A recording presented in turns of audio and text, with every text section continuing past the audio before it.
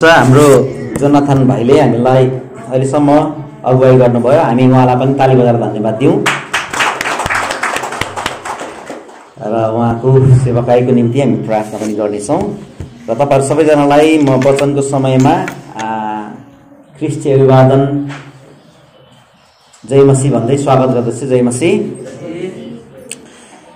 र आज विशेष हामी गुड फ्राइडेकै कुराहरू हेरिरहेका छौँ र अघिदेखि र अहिले फेरि पनि हामी यो गुड फ्राइडे सम्बन्धी नै आज शीर्षक मैले बनाएको क्रुसको विरोधाभास के हो भनेर। What is the paradox of the cross आज वचन मैले शीर्षक राखेको छु। तपाईहरु कतिजनालाई यो शब्दको अर्थहरू हामीले हेरिरहेको हुँदैनौँ। हामीलाई चाहिने साधारण कुराहरू मात्रै हामी हेरिरहेको हुन्छौँ। त्यसकारणले गर्दाखेरि अलिक साहित्यिक शब्द राखिएको छ क्रुसको विरोधाभास के हो भनेर। गहन अध्ययनद्वारा आज वचन बोल्न गइरहेको छु। परमेश्वरले मलाई तपाईहरु सबैजनालाई यो वचनबाट आशिष दिनुभएको होस्। आमेन। र यहाँ हाम्रो नयाँ एकजना दाजु आउनु भएको छ। मभन्दा दाइ नै हो जस्तो लाग्यो र उहाँलाई पनि स्वागत भन्दैछु। नमस्कार। उहाँ सायद विश्वास गर्नुभएको छ नि क्यारा? तपाईले ख्रीष्टलाई ग्रहण गरिसक्नु भएको हो? ए हजुर, हस् धन्यवाद। बुझेँ मैले कुरा। हजुर हस् धन्यवाद छ। फेरि पनि उहाँलाई ताली बजाएर धन्यवाद दिउँ। र विशेष हामी उहाँलाई पनि स्वागत भन्दछौँ। क्रुसको विरोधाभास के हो? धेरैजनाले क्रुस घाँटीमा लगाएर हिँडेकोले गर्दा पनि धेरैजनाले चिनिसके क्रुस के हो भनेर, होइन? यो चाहिँ यीशुलाई झुन्ड्याएको एउटा काठको टुक्रा हो भनेर धेरैजनाले चिन्छ अहिले क्रुस, होइन? यहाँ बिचमा पनि राखिएको छ क्रुस। हामी क्रिस्चियनहरूले प्रायः जसो क्रुसलाई देखाउने गर्छौँ, होइन? जे गर्दाखेरि पनि ब्यानरहरू बनाउँदा पनि हामी क्रुस राख्ने गर्छौँ। क्रुस एउटा यसको सुरुवात कसरी भयो भन्दाखेरि रोमी साम्राज्यवादीहरूले चाहिँ जब उनीहरूको एउटा देशको विरुद्धमा कुनै पनि काम गर्छ भने तिनीहरूलाई चाहिँ उनीहरूले एउटा यति नराम्रो दण्ड दिइन्थ्यो, यातनापूर्वक। एकदमै संसारमा अहिले मेडिकल साइन्सले पनि सबैभन्दा दर्दनाक पीडाद्वारा मृत्यु दिइन्छ भने, मृत्युदण्ड दिइन्छ भने त्यो चाहिँ क्रुसको मृत्यु हो भनेर भनिरहेछ, है? मेडिकल साइन्सले पनि। अनि पहिला पनि हामीले यसको चर्चा गरिसकेको छौँ। अनि त्यो दुईटा काठको टुक्रालाई चाहिँ यसरी बनाइन्छ, यहाँ देख्नु भएको छ। अनि यसरी लम्पसार पारेर उसलाई सुताइन्छ। पहिला क्रुस सुतेको अवस्थामा हुन्छ। अनि त्यो सुतेको क्रुसमाथि चाहिँ उनीहरूको हात खुट्टा बाँधिन्छ। अनि त्यस पछाडि उनीहरूको यहाँ पाउमा काँटी ठोकिन्छ। अनि खुट्टा चाहिँ यसरी दुईटा खुट्टा खप्टाएर फेरि खुट्टामाथि पनि पैतालामा फेरि काँटी ठोकिन्छ। अनि झुन्डाइन्छ। त्यो क्रुसलाई ठाडो बनाइन्छ। अनि त्यो किला हत्केलामा ठोकेको र पैतालामा ठोकेको किलाबाट चाहिँ रगत बग्दै बग्दै बग्दै बग्दै त्यो मान्छेको चाहिँ मृत्यु हुन्छ। त्यसको लागि चाहिँ क्रुसको सुरुवात भएको रोमी साम्राज्यहरूले सुरुवात गरेको यसको इतिहास रहेछ। र त्यो यदि त्यो मान्छे बिहान क्रुसमा चढाएको मान्छे बेलुकासम्म पनि मरेन भने त्यो मान्छेको खुट्टा भाँचिन्थ्यो। अनि खुट्टा भाँचिसकेपछि चाहिँ त्यो खुट्टा भाँचिसकेपछि अझै तुरुन पर्छ। अनि छिटो छिटो उनीहरूको रगत बग्छ। अनि त्यस पछाडि उसलाई दुख्छ पनि, पीडा पनि हुन्छ। त्यस पछाडि चाहिँ उसको मृत्यु हुन्छ भनेर। अनि केही गरी त्यो मान्छे मरेन भने, झुन्ड्याएको 6 घन्टा 8 घन्टा 10 घन्टामा पनि मरेन भने चाहिँ त्यो मान्छेको खुट्टा भाँचिन्थ्यो। अनि त्यस पछाडि चाहिँ त्यो मान्छेलाई छिटो मारिन्थ्यो, मर्नको लागि बाध्य बनाइन्थ्यो। अनि उनीहरू तडपी उनीहरू मर्थे भनेर यहाँनिर साइन्सले अथवा यहाँ हामी पवित्र धर्मशास्त्र बाइबलमा पनि यो कुराहरू लेखेको छ। क्रुसको सुरुवात चाहिँ त्यसरी भएको छ। यूहन्ना 19को 31 देखि 33 पदसम्म हेर्नुभयो भने यो कुराहरू त्यहाँ हामी देख्दछौँ। र त्योभन्दा अगाडि चाहिँ रोमी साम्राज्यले नियम चलाउनुभन्दा अगाडि चाहिँ परमेश्वरले एउटा यस्तो नियम बनाइदिनु भएको थियो। हामी धर्मशास्त्र खोलेर हेर्छौँ भने व्यवस्थाको पुस्तक 21को 22 र 23मा यहाँ चाहिँ यदि अपराधीहरू, मृत्युदण्डको योग्यको अपराधीहरू त्यहाँनिर भेटाइयो भने अथवा तिनीहरू प्रमाणित भयो भने उनीहरूलाई चाहिँ क्रुसमा झुन्ड्याइदिनु भनेर भनेको छ। के अरे क्रुसमा अरे रुखमा झुन्ड्याइदिनु पर्थ्यो उसलाई। अनि त्यसको लास चाहिँ रातभरि चाहिँ रहनु हुँदैन थियो। अनि जब त्यो झुन्ड्याइन्थ्यो अनि उसलाई चाहिँ एकदमै खुला एउटा गाउँको अब चौतारी जस्तो ठाउँमा झुन्ड्याइन्थ्यो।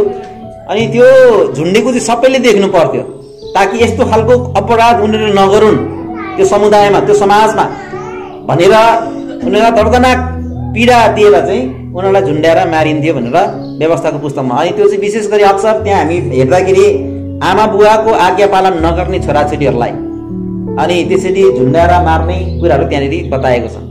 अनि एकदमै खतरनाक पीडा, बाबुआमाले भनेको नमान्ने छोराछोरीहरूलाई चाहिँ यस प्रकारले मार्नु भनेर त्यहाँ लेखिएको छ। यसकारण एकदमै हामीले सानो नानी बाबुहरूलाई अहिलेदेखि नै आज्ञाकारी बनाउनको निम्ति चाहिँ हामी कोसिस गर्नुपर्छ आमा बुवाहरूले।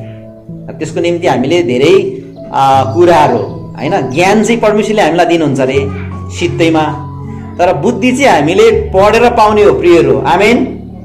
पढ्नु पर्दैन। यीशु ख्रीष्टका चेलाहरूले पढेका थिएनन्, अब हामी पनि किन पढ्नु पर्यो, ट्रेनिङमा किन जानु पर्यो भन्ने एक प्रकारको एउटा क्रिस्चियन एउटा विश्वास पनि छ। तर त्यो प्रकारको विश्वासमा हामी जानु हुँदैन, त्यो खालको सिद्धान्तमा हामी जानु हुँदैन है। पढाइ शिक्षा चाहिँ हामीलाई चाहिन्छ। त्यस कारणले गर्दाखेरि मैले भन्नु खोजेको हाम्रो नानी बाबुहरूलाई पनि हामीले आज्ञाकारी बनाउनको निम्ति चाहिँ हामी आफैले पनि त्यो सम्बन्धी चाहिँ शिक्षाहरू लिनुपर्छ। आमेन। र ट्रेनिङहरूमा हामी जानुपर्छ। अनि मात्रै हाम्रो नानी बाबुहरूलाई हामीले एउटा अनुशासित अथवा आमा बुवाको आज्ञाकारी छोराछोरी बनाउन सक्छौँ। त्यसकारण सुरुवात इतिहास पल्टाएर हेर्दाखेरि, बाइबल पल्टाएर हेर्दाखेरि त्यसको सुरुवात चाहिँ त्यसरी भएको छ। येशू ख्रीष्ट जहाँ जहाँ जानुहुन्थ्यो अनि मानिसहरू येशू कहाँ आउँथे, किनभने येशूले आश्चर्य कर्म गर्नुहुन्थ्यो होइन। येशू ख्रीष्टले जन्मदै लङ्गडो जन्मेकोहरूलाई उहाँले हिँड्ने बनाउनुहुन्थ्यो होइन, पक्षघातीहरूलाई अन्धाहरूलाई उहाँले देख्ने बनाउनुहुन्थ्यो। बडो अचम्म थियो। भूत लागेर दुष्टात्मा लागेर एकदमै मर्ने अवस्थामा पुगेको मान्छेहरूलाई उहाँले नयाँ जीवन दिनुहुन्थ्यो, मरेकोहरूलाई उहाँले पुनर्जीवित पार्नुहुन्थ्यो। त्यसकारण यो खालको एउटा चिन्ह अथवा यो आश्चर्य कर्म हेर्न पनि मान्छेहरू पछ्याउँथे। भन्नु मतलब एक प्रकारले सोच्ने हो भने त्यो बजारमा डम्बरू बजार पटट पारेर त्यो जादु देखाउनेहरू हुन्छ नि, सर्कस देखाउनेहरू, यिनीहरूको त्यो पटट पार्ने बित्तिकै केटाकेटीहरू जम्मा भइहाल्छ। किनभने त्यहाँ उनले के गर्छ, जादु देखाउँछ नि त, अचम्मको कुरा देखाउँछ। त्यस्तै येशू ख्रीष्टलाई चाहिँ एउटा अचम्मको चिन्ह प्रकट गर्नुहुन्छ भनेर पनि पछ्याउँथे। कतिले चाहिँ अब खान पाइन्छ होइन, येशू ख्रीष्टलाई पछ्याएकै गऱ्यो भने हामीलाई खानु चाहिँ उहाँले दिनुहुन्छ किनभने उहाँ दयालु हुनुहुन्छ भनेर त्यो प्रकारले पनि पछ्याउँथे। त्यसकारण येशूलाई पछ्याउने मान्छेहरू धेरै थिए। त्यसकारण म पनि तपाईँको चेला हुन्छु, यो के अरे केरेबुहरू जस्तै, युहन्ना जस्तै, बार्थलोमाई जस्तै, थोमस जस्तै हामी पनि तपाईँको चेला हुन्छौँ प्रभुजी, गुरुज्यू भन्ने पछ्याउँथे। तर येशूले त्यहाँ त्यतिखेर भन्नुभयो, यदि कोही मलाई पछ्याउन चाहन्छ भने त्यसले पहिला आफ्नो क्रुस बोकोस्। के बोकोस् अरे? क्रुस बोकोस्। अनि यो त्यति सजिलो थिएन। सुन्दाखेरि चाहिँ उनीहरूले सुन्दाखेरि चाहिँ के भन्नु भएको यो भनेर मान्छेले त्यो कुरालाई ध्यान पनि दिएनन्। तर खास यो कुरो चाहिँ गहन कुरो थियो। अहिलेको विश्वासीहरूलाई, भाइ बहिनीहरूलाई क्रुस बोकेर हिँड्नुपर्छ भने हुन्छ, त सजिलो छ भन्छ, 25 रुपियाँमा पाइहाल्छ क्रुस होइन। बजारमा गयो क्रुस बोको घाँटीमा झुन्डाएर हिँडिहाल्छ। क्रुस बोक्नु भनेको त्यो चाहिँ होइन। क्रुस बोक्नु भनेको चाहिँ ख्रीष्ट येशू जो उहाँ तपाईँ र मेरो निम्ति धर्मशास्त्र अनुसार नै उहाँ मारिनको निम्ति आउनुभएको थियो, क्रुसमा चढिनको निम्ति आउनुभएको थियो। किनभने उहाँ चाहिँ निर्दोष भइकन पनि उहाँ दोषी अथवा अपराधी भई पिताबाट त्यागिएको, पिताले उहाँलाई दोषी ठहर्याएको अवस्थाबाट भएर उहाँ चाहिँ क्रुसमा झुन्डिनु पर्ने थियो। त्यसकारणले उहाँले त्यो कुरा भनिराख्नु भएको थियो। एकदमै गहन कुरा थियो। अनि कति मान्छेहरूले बुझे, कतिले बुझेनन्। तर येशू ख्रीष्टलाई पछ्याउनेको भिडहरू चाहिँ थुप्रो थियो। तर येशू ख्रीष्टले 12 जनालाई मात्रै आफ्नो चेला बनाउनु भयो। आमेन। अनि त्यही 12 जनाबाट आज तपाईँ र म ख्रीष्ट येशूका चेला अथवा ख्रीष्ट येशूका अनुयायी भएर जीवन जिउन पाएको छौँ। र आज तपाईँ र मलाई ख्रीष्ट येशूले क्रुस जसले बोक्छ अनि त्यो मात्रै साँचो क्रिस्चियन हो भनिकन उहाँले भन्नुहुन्छ। आमेन। हामी दिनदिनको जीवन हामी प्रभुको निम्ति क्रुस बोक्नु पर्ने कुराहरूमा परमेश्वरले हामीलाई आह्वान गर्नुहुन्छ। हालेलुया। के हामी क्रुस बोकेर हिँडिरहेको छौँ त भन्ने प्रश्न तपाईँ र ममा जाग्नुपर्छ। अब यो प्याराडक्सको कुरा अलिकति हामी हेरौँ। प्याराडक्स भन्ने अर्थले चाहिँ विरोधाभास भन्ने शब्दलाई जनाउँछ। प्याराडक्स भन्ने शब्द चाहिँ यस्तो हो, त्यो चाहिँ हेर्दाखेरि अर्कै तर बुझ्दाखेरि अर्कै हुने। विरोधाभास त्यसको अर्थ चाहिँ फरक प्रकारले लाग्ने, जे सोच्यो त्यो नहुने, त्यो खालको शब्दलाई शब्द भएकोले गर्दाखेरि यसलाई चाहिँ विरोधाभास भनेर राखिएको छ, प्याराडक्स।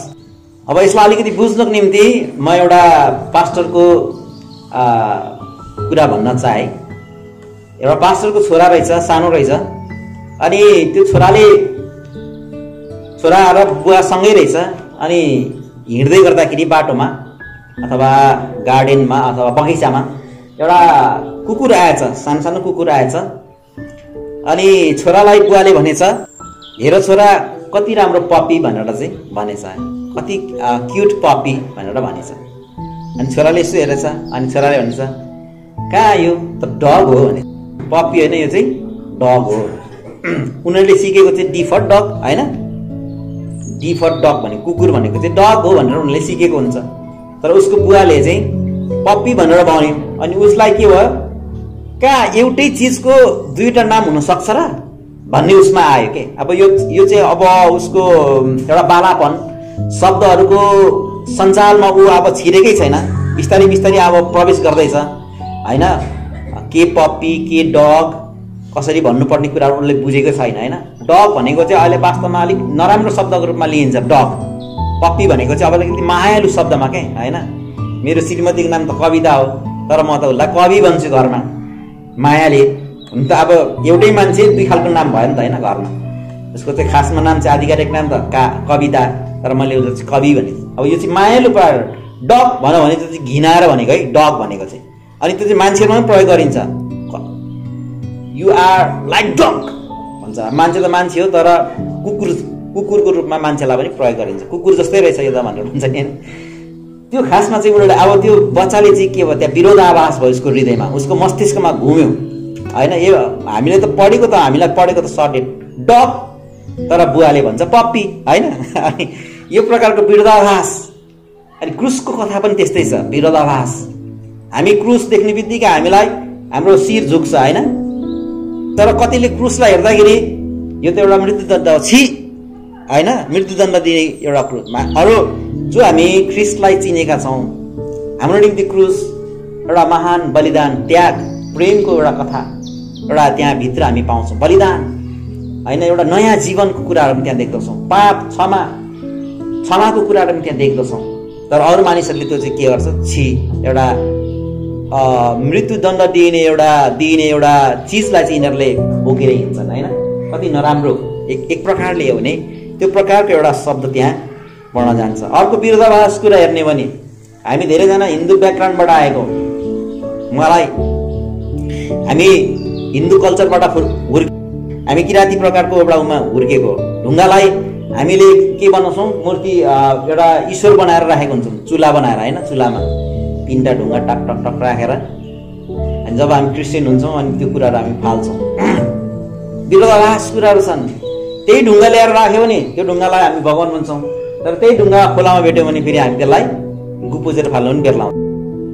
विरोधाभास यो अचम्मको कुराहरू छ। हामी बुझ्दाखेरि त्यसलाई चाहिँ हाम्रो हृदयमा चाहिँ त्यसले चाहिँ के गर्छ, एक प्रकारले हामीलाई घुमाइदिन्छ होइन। हाम्रो हृदयलाई चाहिँ के हो कस्तो हो भनेर बताइन्छ। विरोधाभास भन्ने कुरा तपाईँले बुझ्दै हुनुहुन्छ। द प्याराडक्स अफ म क्रसतिर जाँदैछु। त्यस कारणले गर्दाखेरि हाम्रो दिमागमा एउटै कुरा, तर त्यसलाई हामी धेरै तरिकाबाट चाहिँ लिन सक्छौँ। त्यो खालको विरोधाभासको कुरा आज हामी हेर्दैछौँ। र संसारमा सबैभन्दा विरोधाभास भएको चिज भनेको क्रस भनेर भन्छ। क्रुस चाहिँ सबैभन्दा विरोधाभास चिज हो, किनभने क्रुसमा एउटा यस्तो दुःख, एउटा वियोगको पल त्यहाँ लुकेको छ होइन। यसलाई हामीले क्रुसको दुःखलाई हेर्ने भने एक प्रकारले त्यहाँनिर एउटा ठुलो दुःख कष्ट लुकेको छ त्यो कथाभित्र, होइन? अब हामी कति क्रिस्चियन बाइबलविदहरूले त अब क्रुसको त्यो एउटा बलिदानलाई चाहिँ हामीले पूर्ण रूपले कहिले पनि एउटा मान्छेले बुझ्न सक्दैन भनेर भन्दछ। क्रुसको त्यो गहिराइमा हामी प्रवेश गर्न पूर्ण रूपले 100% हामी सक्दैनौँ। अनि यो बडो अचम्मको एउटा रहस्यमय कुरा हो भनेर बाइबलविदहरूले भन्दछ। यो खालको संसारमा कहिले भएकै थिएन।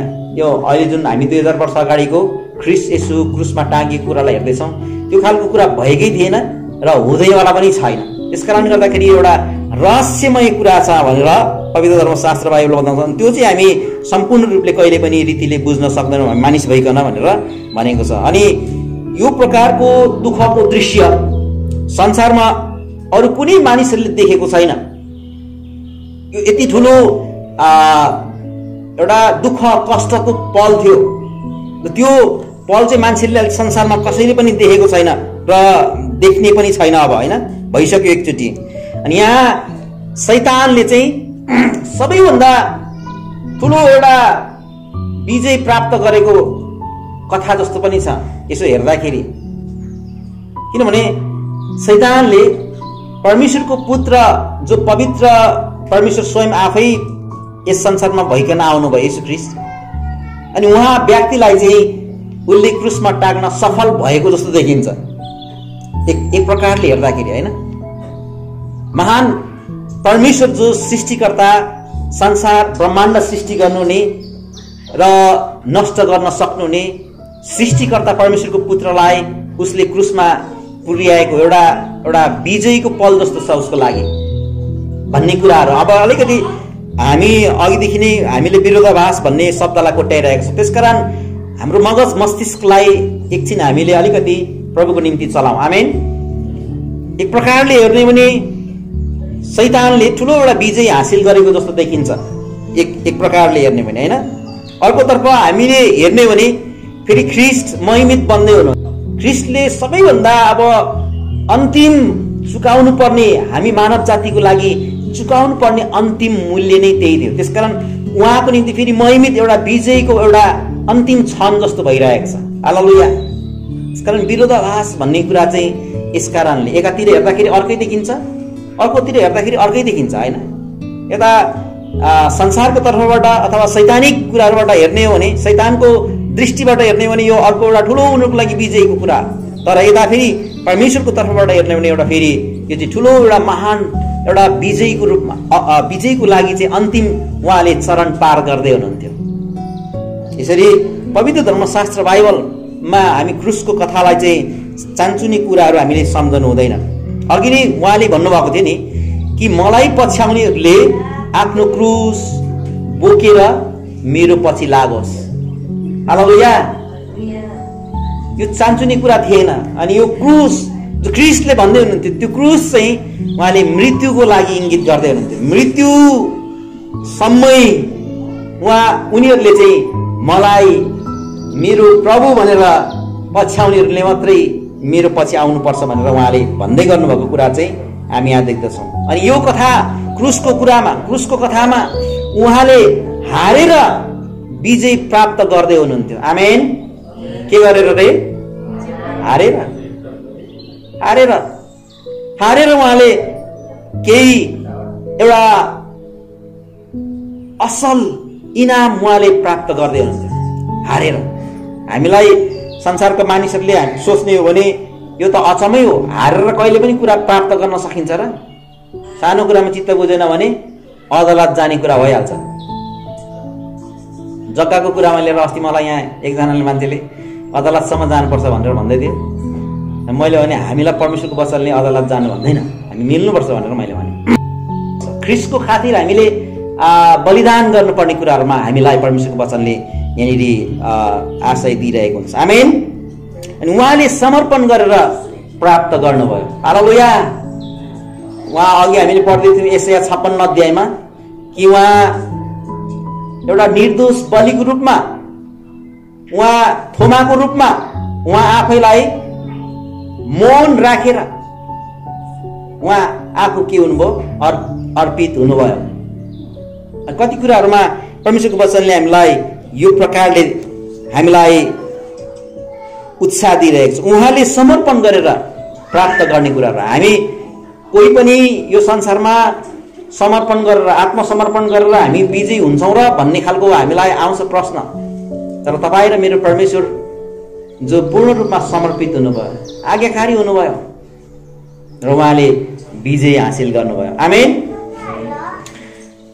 यो क्रुसको कथा चाहिँ उत्पत्तिको पुस्तकमै सुरु भएको छ। उत्पत्तिको पुस्तक 3 अध्यायमा हामीले गएर हेर्यौँ भने त्यहाँनिर अब क्रुसमा रगत बगाउने कुराहरू त्यहाँनिर पहिल्यै परमेश्वरले यहाँ राखिसक्नु भएको थियो। जब मानिसले पाप गर्यो अनि मान्छे एउटा नाङ्गोपनमा म रहेछु भनेर उनीहरूले त्यहाँ थाहा गर्यो होइन, अब त हामी एकदमै नाङ्गोपनमा पो रहेछौँ। उनीहरूको शारीरिक आँखा खुले अनि मान्छे चाहिँ निर्वस्त्र भएर उनीहरू चाहिँ शर्ममा परेको कुरा उनीहरूले थाहा गरे। अनि त्यस पछाडि परमेश्वरले उनीहरूलाई एउटा कपडा बनाइदिनु भयो। त्यो के को कपडा थियो थाहा छ तपाईँहरूलाई? के को थियो कपडा? पशु मारेर अनि त्यो छालाको कपडा चाहिँ मानिसलाई लगाइदिनु भएको छ। अनि यो कुराबाट हामी के देख्छौँ भने क्रुसको रगतको कुराहरू त्यहाँनिर आइरहेको छ। आमेन। जब मानिसले पाप गर्यो, पापको ज्याला चाहिँ मृत्यु हो अनि पापले चाहिँ मृत्यु ल्यायो अनि परमेश्वरले पहिलोचोटि कुनै एउटा वस्तुलाई प्राण लिनुभयो अनि रगत बग्यो त्यो प्राणको। अनि त्यो पापलाई ढाक्नको निम्ति चाहिँ रगत बगाइनुपर्छ। अनि आज हामी धेरैवटा संस्कार अनुसार रगत बगाउने चलन छ। अनि यो चाहिँ चलन चाहिँ पवित्र धर्मशास्त्र बाइबलबाटै आएको। हामी लेवीको पुस्तक 5 अध्यायको 7 देखि 8 सम्म पढिदिनुहोस् त। कसरी जब कुनै मानिस त्यस्ता कुराहरूमध्ये एउटा दोषी ठहरिन्छ तब आफूले गरेको पाप त्यसले स्वीकार गर्नुपर्छ र त्यसले गरेको त्यस पापको दण्डको निम्ति प्रभुको सामु बगालबाट भेडा अथवा बाख्रा पाप बलि स्वरूप त्यसले ल्याउनुपर्छ। पुजारीले त्यसको पापको लागि प्रायश्चित गर्नेछ। बाँकी ल्याउने त्यसले पुग्दैन भने त्यसले आफूले गरेको त्यस पापको दण्डको निम्ति 2वटा ढुकुटी परेवा र 2वटा बचेरा प्रभुको वहाँ ल्याओस्। एउटा पाप बलि र अर्को बलिको निम्ति। 8 पनि पढिदिनुहोस्। त्यसले पुजारी वहाँ ल्याओस् र तिनले एउटा चाहिँ पाप बलिले चढाउनेछ। त्यसले त्यसको घाँटीमा समातेर टाउको निगोल्योस् तर त्यसलाई चुराइ नहालोस्। 9 पनि पढिदिनुहोस्। अनि वेदीको बाटामा पाप बलिको रगतबाट पुजारीले केही घरगुण र बाँकी रगत चाहिँ वेदीको आधारमा निथालियोस् र त्यो पाप बलि हो। हुन्छ, हाम्रो भाइलाई हामी ताली बजाएर धन्यवाद दिउँ। वचन पढाइ र सुनाइमा परमेश्वरले हामीलाई आशिष दिनुभएको होस्। यहाँनिर लेवीको पुस्तकमा हामीले पाउँछौँ कि मानिसहरूले पाप गरे पछाडि त्यसको निम्ति के गर्नुपर्छ त? यदि उसले आफूलाई पाप गरेको मानिलिन्छ भने, दोषी ठहराइन्छ भने यिनीहरूले चाहिँ यहाँ रगत बगाउनु पर्ने कुराहरू छ होइन। बाख्राको पाठा अथवा त्यो बाख्राको पाठा ल्याउने उनीहरूको औकात छैन भने होइन, औकात छैन भने उनीहरूसँग त्यो खालको प्रशस्तता छैन भने उनीहरूले चाहिँ ढुकुर वा परेवाको बच्चा ल्याए पनि हुन्छ भनेर त्यहाँ भनेको छ। अनि तिनीहरूको रगतद्वारा चाहिँ वेदीमा छर्किनु पर्ने कुराहरू चाहिँ यहाँ पवित्र धर्मशास्त्र बाइबलमा बताइएको छ। त्यसकारण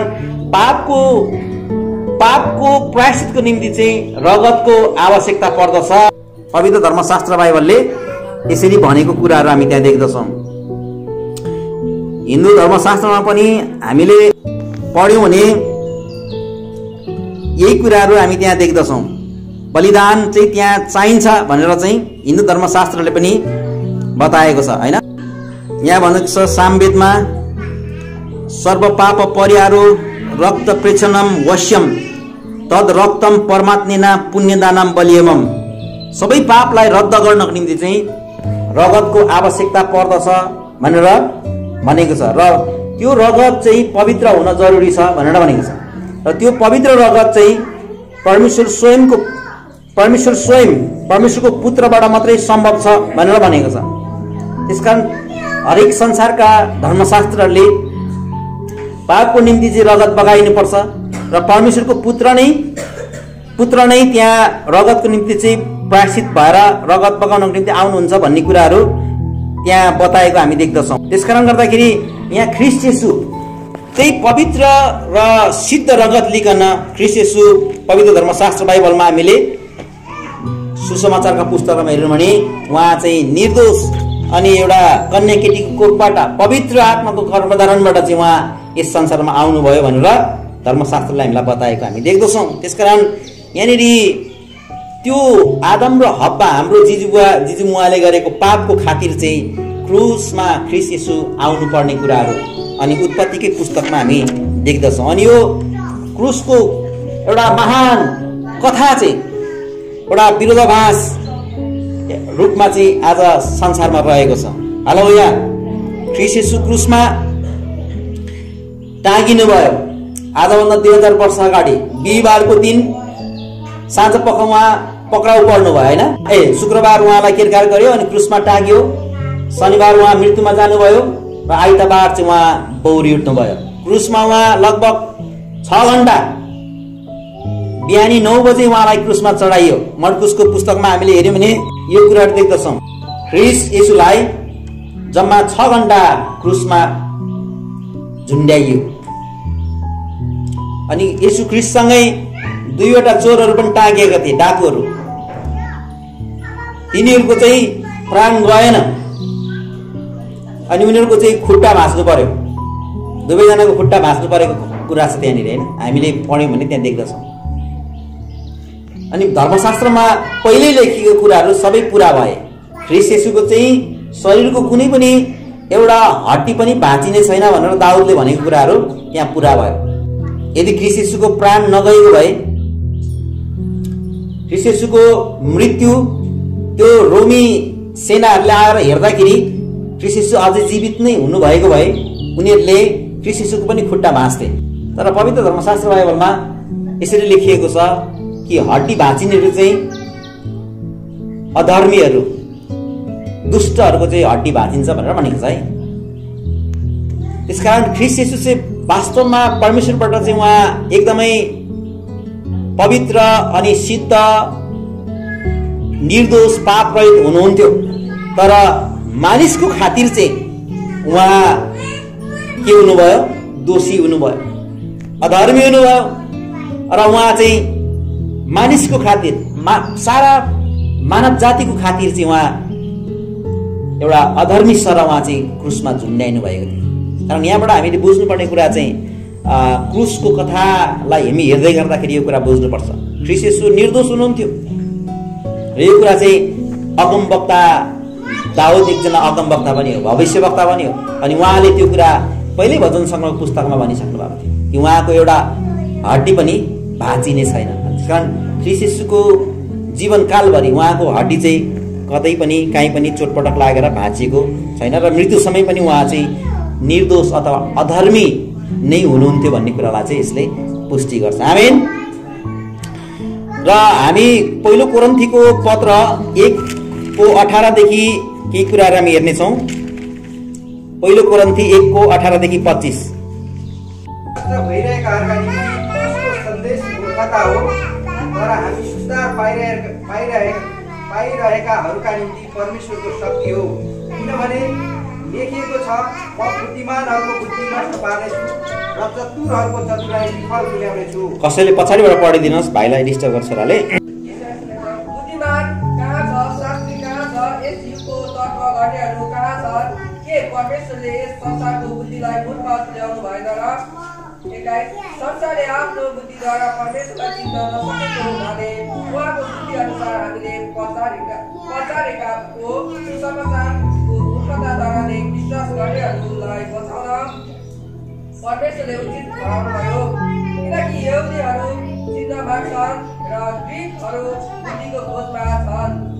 तर म चाहिँ हामी चाहिँ क्रुसमा टाँगिनु भएका ख्रीष्टलाई प्रचार गर्दछौँ, जो यहुदीहरूका निम्ति बाधा र अन्य जातिहरूका निम्ति मूर्खता हो, जो बोलावट भएकाहरूका निम्ति चाहे यहुदीहरू वा ग्रीकहरू हुन्, ख्रीष्टले परमेश्वरको शक्ति र बुद्धि हुनुहुन्छ, किनभने परमेश्वरको मूर्खता मानिसहरूको बुद्धिभन्दा श्रेष्ठ छ र परमेश्वरको दुर्बलता मानिसहरूको बलभन्दा शक्तिशाली छ। आमेन। हुन्छ, हाम्रो प्रकाशलाई हामी धन्यवाद भन्दछौँ। यहाँनिर कोरिन्थीको पत्रमा पावलले भन्दछ, नष्ट भइरहेकोहरूका निम्ति चाहिँ क्रुसको सन्देश चाहिँ मूर्खता हो। आज जो ईश्वरीय एउटा मार्गको खोजी गर्दैनन्, परमेश्वरको एउटा डरमा रहेर ईश्वर हुनुहुन्छ र हामी परमेश्वरको डर मानेर जीवन जिउनुपर्छ भन्ने मान्छेहरू नहुनेहरूलाई चाहिँ यो क्रुसको कथा चाहिँ एउटा मूर्खताको सन्देश हो भनेर त्यहाँ भनेको छ। तर हामी उद्धार पाइरहेको निम्ति चाहिँ क्रुसको सन्देश चाहिँ शक्ति हो। आमेन। क्रुसको सन्देश चाहिँ जब हामी क्रुस भन्दछौँ भने चाहिँ त्यहाँ चाहिँ एउटा शक्ति हामीले पाएको अनुभव गर्नुपर्दछ। मैले यो भन्दै गर्दाखेरि लाग्दैछ कि क्रुस चाहिँ तपाईँ र मेरो निम्ति चाहिँ शक्ति हो। हालेलुया। किनभने त्यही क्रुस जो अधर्मीहरू टाँगिनु पर्ने त्यसमा ख्रीष्ट तपाईँ र मेरो निम्ति मर्नुभयो। हामीले द पिल्ग्रिम प्रोग्रेस भन्ने फिल्म हेऱ्यौँ होइन, यात्रीको प्रगति भन्ने। त्यसको अर्थ चाहिँ त्यहाँ के हुन्छ, त्यो यात्रीले परमेश्वरलाई विश्वास गरेकै हुन्छ, त्यसकारण त उसले नष्ट भइरहेको सहरबाट छोडेर ऊ अब एउटा नयाँ मुक्तिको मार्गमा ऊ लागिरहेको हुन्छ। त्यो मान्छेले एउटा भारी बोकिरहेको छ होइन, त्यो भारी बोकिरहेको छ, बोझ हिँडेको छ। उसको जीवनमा धेरै बाधाहरू आउँछ, तर पनि उसले परमेश्वरले देखाउनु भएको अथवा परमेश्वरले दिनुहुने एउटा नयाँ मार्गको निम्ति ऊ हिँडिरहेकै हुन्छ होइन। ती बाधाहरू उसले पन्छाउँदै जान्छ। बिचमा कति साथीहरू आउँछन् उसलाई, तर ती साथीहरूले छोडेर जान्छन्, उसले छोड्दैन। परमेश्वरले देखाउनु भएको बाटोमा म हिँड्ने छु भनेर ऊ चाहिँ हिँडि नै रहेको हुन्छ, तर ऊ चाहिँ बोझ सहित हुन्छ होइन, एउटा भारी उसले बोकिरहेको हुन्छ। तपाईँहरूले याद गर्नुभयो त्यो फिल्म हेर्दै गर्दाखेरि अन्तमा जब उसले क्रुस देख्छ, क्रुसको शक्तिलाई जब उसले महसुस गर्छ, अनि त्यो भारी चाहिँ खुस्केर जान्छ। हालेलुया। आज हामी धेरैजना क्रिस्चियन जीवन त जिरहेको छौँ, तर एक प्रकारको भारी जो हामीले छोड्नु पर्ने हो त्यो भारी चाहिँ हामीले छोड्न सकिरहेको छैनौँ। त्यो भारी झन् झन् ठुलो हुँदै गइरहेको हुन्छ होइन। त्यसले हामीलाई झन् बोझमा पारेर होइन, हामी एउटा स्वर्गीय एउटा महिमित जीवनको निम्ति जुन बाटोमा हामी स्वतन्त्र प्रकारले हिँड्नु पर्ने हो त्यो बाटोमा हामी हिँड्न सकिरहेको छैनौँ। अनि त्योबाट मुक्त हुनको लागि चाहिँ क्रुसको शक्तिको आवश्यकता पर्दछ। आमेन। त्यसकारण पावलले रोमीको पत्रमा हामीले 5, 6, 7, 8 तिर हेऱ्यौँ भने त्यहाँ क्रुसको शक्तिको एउटा छुट्टै वर्णन पावलले गरेको हामी पाउँदछौँ। तपाईँ र मैले जब ख्रीष्ट येशूलाई ग्रहण गर्यौँ, हामी एउटा पापबाट छुटकाराको जीवन त जियौँ। जन्मसिद्धै हामीले लिएर आएको पापबाट जुन पाउने एउटा मृत्युदण्ड, त्योबाट त हामीले छुटकारा पायौँ। तर जबसम्म हामी क्रुसको शक्तिमा हामी पुग्दैनौँ तबसम्म हामी भित्रै भएको मनुष्यत्व हुन्छ, एउटा हामी भित्रै भएको एउटा पाप स्वभाव हुन्छ।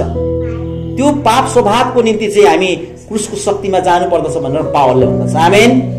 त्यसकारण यहाँनिर कोरिन्थीको पत्रमा लेखेको छ क्रुस चाहिँ हाम्रो निम्ति, क्रुसको सन्देश चाहिँ हाम्रो निम्ति शक्ति हो। आमेन। आज हामी धेरैजना चाहिँ हामी त्यो प्रकारले जीवन जिरहेको छौँ जो यात्रीको प्रगतिमा त्यो यात्रीले क्रुसको वेदीमा पुग्नुभन्दा अगाडिको जीवन जिएको थियो। भारी ख्रीष्टलाई हामीले ख्रीष्टको क्रुसमा लगेर त्यो राख्नुपर्ने भारी हामी बोकेर हिँडिरहेको छौँ। त्यो के भारी हो हामी आफैले बुझ्न जरुरी छ। आमेन। त्यो के भारी हो जसले तपाईँ र मलाई ख्रीष्टको खातिर अथवा ख्रीष्ट येशूले देखाउनु भएको बाटोमा हामी खुला रूपले स्पष्ट रूपले हामी हिँड्न सकिरहेको छैनौँ, बोझ भइरहेको छ हामीलाई।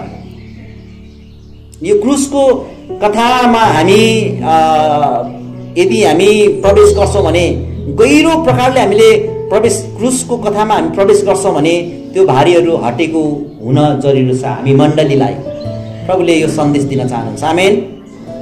हामीमा भएको त्यो बोझ के को, त्यो पीर के को, त्यो चिन्ता के को, त्यो डर के को, त्यो चाहिँ जब हामी क्रुसको वेदीमा आउँछौँ, क्रुसको चरणमा हामी आउँछौँ अनि त्यो सबै कुराहरू चाहिँ हटेको परमेश्वरले चाहनुहुन्छ। आमेन। त्यसकारण भन्नुहुन्छ यो चाहिँ मूर्खहरूको लागि चाहिँ संसारमा नष्ट भएर जानुको निम्ति चाहिँ यो क्रुसको शक्ति चाहिँ मूर्खता हो प्रियहरू। अघि पनि हामीले क्रुसको कुरालाई लिएर हामी परमेश्वरलाई प्रशंसा दिइरहेका थियौँ होइन। क्रुसमा प्रभु यीशु ख्रीष्टले के गर्नुभयो? आफ्नो इच्छाहरू सबै मारिदिनु भयो। हालेलुया। त्यहाँ पुग्नको निम्ति उहाँले प्रभुसँग प्रार्थना गर्नुभयो होइन। ठुलो दर्दनाक अब एक प्रकारको एउटा पीडामा उहाँ जानुपर्ने थियो अनि येशू प्रभुले प्रार्थना गर्नुभयो, समर्पणताको प्रार्थना प्रियहरू हो। आज तपाईँ र मेरो त्यो जुन बोझ यात्रीले बोकेको त्यो बोझ सायद तपाईँ र मैले कति कुराहरू समर्पणता गर्न सकेको छैनौँ होइन। परमेश्वरमा त्यो भारी राख्न सकेको छैनौँ। प्रभुले जे कुरा हामीलाई भन्दै हुनुहुन्छ त्यो कुरामा हामी पूर्ण रूपमा विश्वास गर्न सकिरहेको छैनौँ अनि त्यो बोझ झन् झन् ठुलो भइरहेको छ। हामीले यात्रीको फिल्म प्रगतिमा हेर्दाखेरि सानो हुन्छ त्यो भारी, पछि बढ्दै बढ्दै खाएको हुन्छ होइन। जीवनमा अनेक किसिमका अभिलाषाहरू, जीवनमा अनेक प्रकारको डर, शङ्का, त्रासका कुराहरूले गर्दाखेरि उसको भारी कहिलेकाहीँ बढेको पनि हामी त्यहाँ देख्दछौँ होइन। त्यसकारण तपाईँ र ममा पनि यही प्रकारको सायद कति कुराहरू छन् जुन कुराहरूले समर्पणता गर्नुपर्ने, यस्ता कुराहरू छन् जुन कुरामा हामी चुकिरहेका छौँ आज्ञा पालन गर्नुपर्ने, यस्ता कुराहरू छन् कति कुराहरू हामी हारेर जित्नुपर्ने कुराहरू छन्। त्यसकारण हाम्रो बोझ झन् झन् ठुलो भइरहेको छ र क्रुसको कथा त कता हो कता हामी जुन पाइरहेको जीवनबाट पनि हामी अगाडि बढ्नमा हाम्रो खुट्टाहरू लर्बराइरहेको अवस्थामा छौँ। त्यसकारण प्रियहरू हामीले बुझ्नुपर्ने कुरा ख्रीष्ट यीशु क्रुसमा जानको निम्ति ठुलो कष्ट थियो र उहाँले प्रभुसँग प्रार्थना गर्नु, त्यतिखेर कष्टको प्रार्थना उहाँले गर्नुभयो। गेतसेमनीको बगैँचामा उहाँको आँसु चाहिँ अथवा पसिना चाहिँ रगतको थुपा जस्तै भएर चुहेको थियो। आज प्रियहरू तपाईँ र मेरो जीवन पनि जब हामी ईश्वरीय चिन्तन गर्छौँ नि त्यसले हामीमा नयाँ आशा ल्याउँछ भन्छ पावलले होइन। ईश्वरीय जब हामी चिन्तन गर्छौँ, प्रभु मेरो यो बोझ मैले हटाउनु छ, मैले यो बोझलाई तपाईँको क्रुसमा ल्याउनु छ, तपाईँको क्रुसको फेदीमा मैले पुर्याउनु छ भनेर जब हामी परमेश्वरसँग प्रार्थना गर्छौँ, केही समय हामीलाई कष्ट त हुन्छ, तर त्यस पछाडि एउटा नयाँ खुसी आउँछ। आमेन। अस्ति हाम्रो मोहन भाइको अपरेसन भएछ विराटनगर हस्पिटलमा अनि उहाँले कहिले पनि अपरेसन नगर्नु भएको। अपरेसन गर्दाखेरि चाहिँ एनेस्थेसिया हानिन्छ, एनेस्थेसियाले चाहिँ बेहोस बनाउँछ मान्छेलाई अनि उहाँ डराउँदै हुनुहुन्थ्यो। अनि हाम्रो श्याम भाइले चाहिँ उत्साह दिनुभएको छ, यो केही पनि होइन, सिम्पल हो, तपाईँको मुटुको अपरेसन गर्नुको त मुटु चाहिँ अपरेसन गर्छ छाती फुटाएर, तपाईँको त केही पनि होइन भनेर चाहिँ भनिदिनु, सानो अपरेसन हो भनेर चाहिँ उहाँले उत्साह दिनुभएको छ। हाम्रो श्याम भाइलाई तारिफबाट धन्यवाद दिउँ है। मान्छेलाई उत्साहको पनि खाँचो पर्छ के। हाम्रो जीवनमा विभिन्न प्रकारको दुःख कष्टहरू आउँछ। त्यो मुटु अपरेसन गर्नुपर्ने मान्छेले मलाई त डर लाग्छ, कसरी यो मेरो यत्रो छाती फुटाउन दिनु होइन, यो छाती पर्लकै फुटाएर मुटु निकालेर चाहिँ अपरेसन गर्छ। हामीले भिडियोमा हेरेको मैले पनि है। अब हुँदैन के हो भनेर बस्यो भने उसलाई त्यो रोगले लान्छ, छिटै मर्न सक्छ। तर उसले विश्वास गर्यो यो कठिन परिस्थिति म झेलेर जान्छु भनेर उसले डक्टरमा विश्वास गर्छ, भरोसा गर्छ भने, मेडिकल टिममा उसले भरोसा गर्छ भने उसले अरू थप 10 वर्ष 14 वर्ष जीवन जिउन पाउँछ। हो कि होइन? हो प्रियहरू, तपाईँ र मलाई पनि परमेश्वरले यो प्रकारको एउटा बोझबाट उहाँले हामीलाई हटेको देख्न चाहनुहुन्छ। बोझ, त्यो पीडा, त्यो सबै किसिमको चिन्ता पीर फिक्र उहाँले के अरे राखेको चाहनुहुन्छ। तर हामी त्यो आफै बोकेर हिँड्छौँ भने परमेश्वरले हटाउनुहुन्न। परमेश्वर चाहिँ यस्तो परमेश्वर हुनुहुन्छ कि यति धेरै हामीलाई प्रेम गर्नुहुन्छ तर उहाँले कहिले पनि दमन गर्नुहुन्न, यस्तै हुनुपर्छ भनेर भन्नुहुन्न। त्यो बोझ ल्याएर उहाँले आफैले झार भनेर भन्नुहुन्न, हामी आफैले झार्नु जरुरी छ। हामी आफै भन्छ नि, हामी अहिले मानव अधिकार भन्छ नि, मानव अधिकारको कुरा चाहिँ बाइबलबाट निस्केको हो प्रियहरू, होइन? परमेश्वरले कहिले पनि मान्छेको अधिकार हनन गर्नु भएन। हामी छोराछोरीलाई यस्तो नगर उस्तो नगर भन्न सक्छौँ, होइन? तर उनीहरूलाई हामीले ज्ञान बढ्दै गए पछाडि धेरै पनि गर्नु हुँदैन। अस्ति एउटा बच्चा हिजो के हो झुन्डेर मरेछ, मोबाइल नदिएकोले आमा बुवाले मोबाइल दिएन रे, झुन्डेर मरेछ। मर्नु हुँदैन, नगर बाबु त्यसो गर्नु हुँदैन भनेर कतिचोटि भनेको थियो होला, होइन? झुन्डेर मरेछ मोबाइल नदिएको कारणले गर्दाखेरि। अब परमेश्वर त्यस्तै हुनुहुन्छ। हामी उहाँले हाम्रो हातखुट्टा बाँधेर हामीलाई तैँले यो गर्नै पर्छ भनेर चाहिँ भन्नुहुन्न। जसले आफ्नै कामको प्रतिफल चाहिँ उनीहरू आफैले पाउने, होइन? यस्तो नगर्ने, यो राम्रो यो नराम्रो भनेर परमेश्वरले पहिला हामीलाई चेतना दिनुभएको छ नि, 10 आज्ञा, होइन? त्यो चाहिँ हामी सबैको लागि दिनुभएको छ। हामी प्रभु यीशु ख्रीष्टमा विश्वास गर्ने नगर्ने सबैको लागि हो। चोर्नु हुँदैन, हत्या गर्नु हुँदैन, होइन? व्यभिचार गर्नु हुँदैन, कसैकोमा झुटो गवाही दिनु हुँदैन भनेर के परमेश्वरले बाइबल पढेको मान्छेले मात्रै त्यो गर्छ र बाइबल नपढ्नेले पनि गरिरहेको हुन्छ, होइन?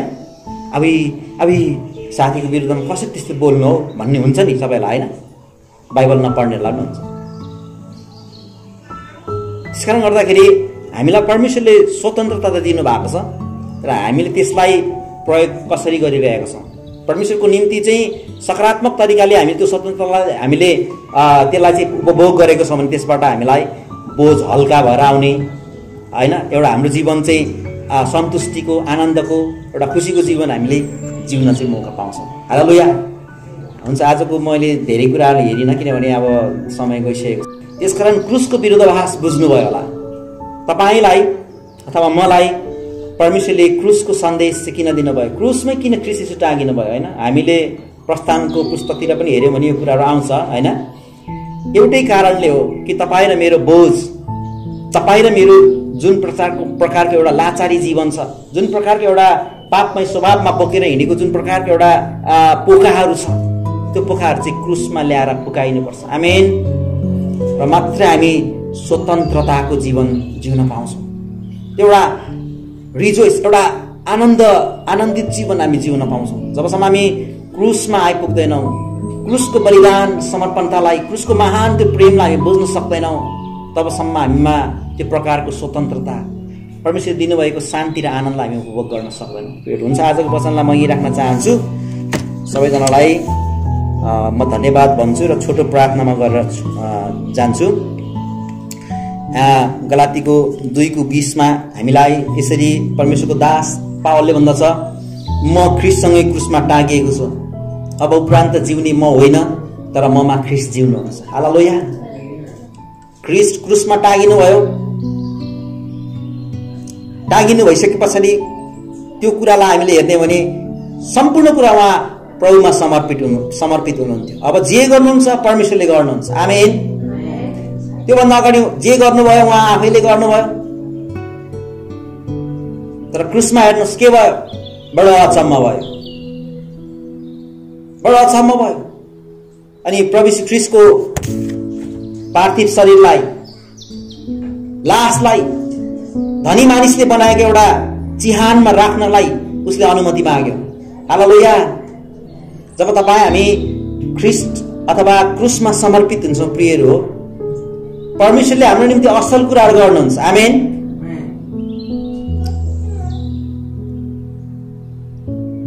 हालेलुया। परमेश्वरले असल काम गर्नुहुन्छ। प्रभु यीशु ख्रीष्टले कहिले तयार गर मेरो लागि चिहान, होइन, म चाहिँ कहाँ मरेपछि मलाई कहाँ राख्छौ भन्नु भएन, तर त्यहाँ सबै परमेश्वरले गर्नुभयो। यसकारण तपाईँ र म समर्पित हुन जरुरी छ। जब हामी प्रभुमा समर्पित हुन्छौँ अनि हाम्रो चिन्ता, हामीले भोलि के गर्ने, कसो गर्ने, पर्सि के गर्ने भन्ने कुराहरू आउँदैन। प्रभु आफैले त्यसको निम्ति चाहिँ काम गर्दै जानुहुन्छ। आमेन। के भयो, तेस्रो दिनमा उहाँ पुनर्जीवित हुनुभयो। हालेलुया। एकचोटि ताली बजाइदिउँ। त्यसकारण क्रुसमा तपाईँ र म पुग्न जरुरी छ। क्रुसमा तपाईँ र मेरो जीवन राख्न जरुरी छ, र मात्रै हामी स्वतन्त्रता र परमेश्वरले दिनुभएको एउटा सुन्दर योजना र आनन्दमा हामी उफ्रिन सक्छौँ। आमेन। हिँड्न सक्छौँ। त्यसकारण क्रुसमा पुग्न जरुरी छ। तपाईँ र म क्रुसमा पुग्न जरुरी छ, र क्रुसको गहिराईमा हामी डुब्न जरुरी छ, र मात्रै तपाईँ र मैले पाउने जुन जीवन हो त्यो चाहिँ आनन्दित जीवन हुन सक्छ। आउनुहोस् हामी पावलले भने जस्तै भनौँ, म क्रुसमा टाँगिएको छु। अब उपरान्त जिउने म होइन, तर ममा ख्रीष्ट जिउनुहुन्छ। अनि हाम्रो सबै कुराहरू अनि परमेश्वरबाटको हामीले आफैलाई समर्पित गर्दै जाने कुरामा हामी शक्ति सामर्थ्य पाउँछ। आउनुहोस् हामी प्रार्थना गरौँ।